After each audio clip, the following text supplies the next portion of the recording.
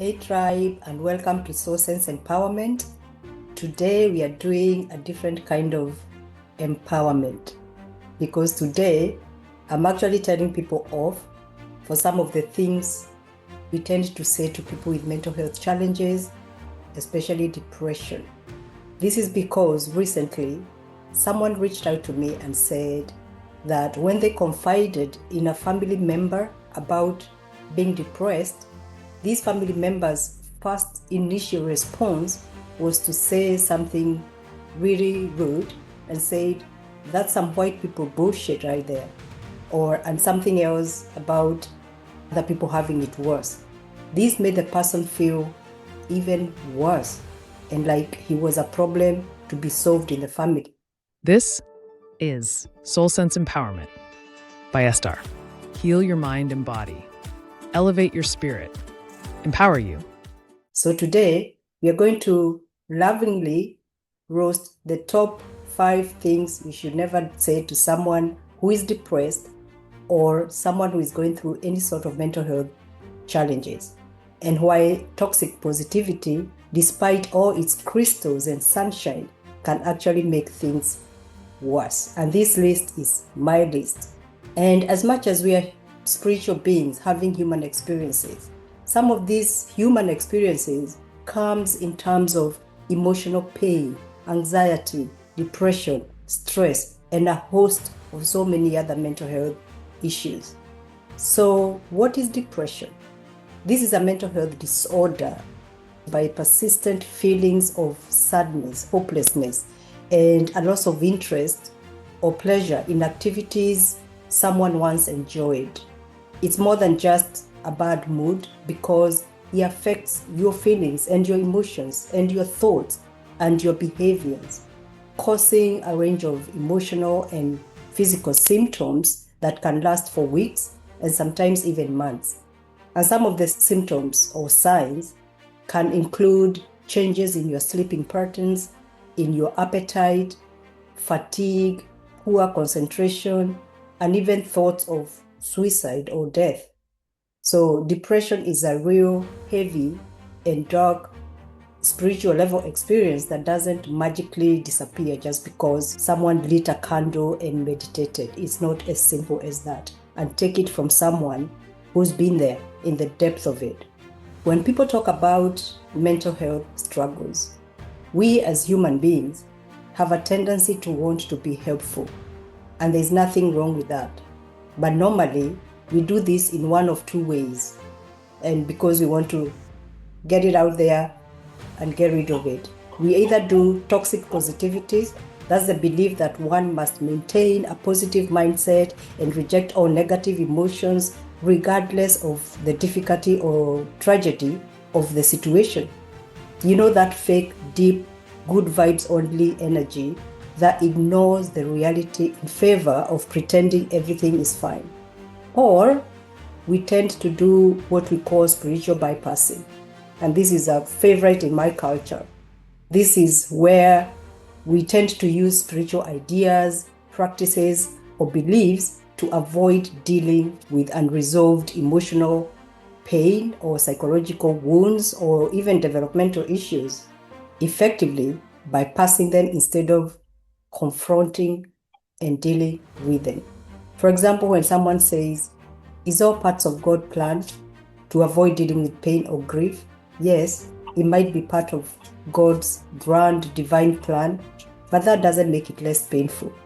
So it's important to allow people to process their pain in the best way they know how, without trying to minimize how they feel.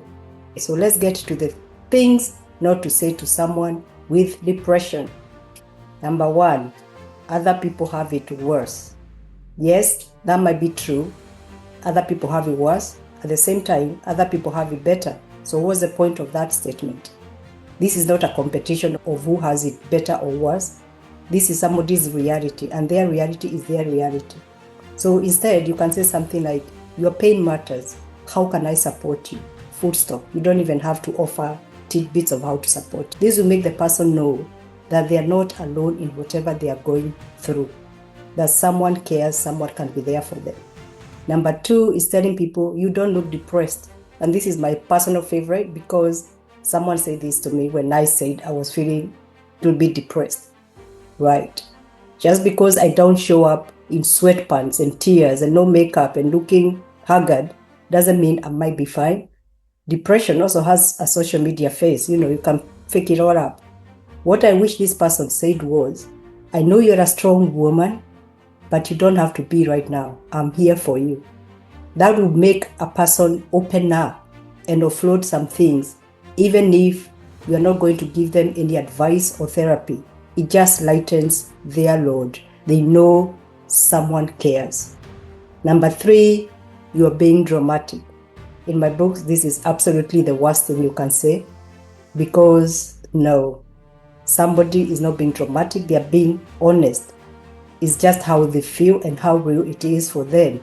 So instead of that, say something like, I might not fully understand, because it's true, you might not understand, but I'm listening. I'm here for you. Number 4, everything happens for a reason. For me, that is true, everything happens for a reason, but this is not the time for life lessons. It's important to allow people to feel how they feel. So in mental health, we believe in empathy before education.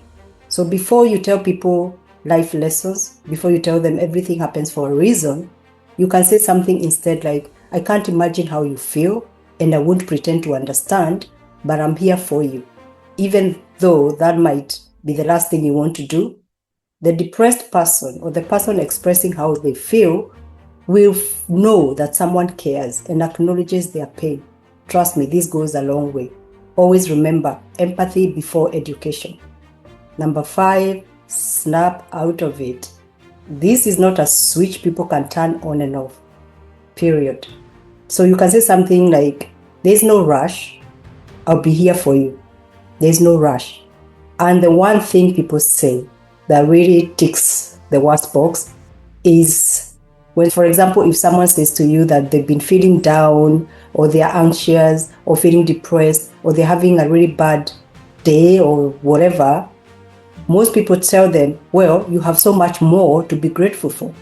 This is going to suggest to the person that they are to blame for their own negative feelings, and that they could simply choose to be grateful for whatever else is going on in their life. And this will invalidate their struggle and will cause them to feel shame or guilt. You're feeling guilty because, yes, you have so much more to be grateful for, so whatever you are feeling now should not matter. And the thing is, we see these things because we are uncomfortable. We want to fix. We want people to feel better, and we want it to happen quickly. The thing we say, these are meant to help, but unfortunately, all they do is minimize people's feelings, invalidate their emotions. So next time you're tempted to say something that sounds like a bumper sticker, pause and breathe and just be there for someone. Mental health challenges don't show up in X-rays or fit in neatly packed boxes or lists, because most people will smile while they are silently falling apart because they don't know how to talk to others, because the others they talk to often invalidates their feeling.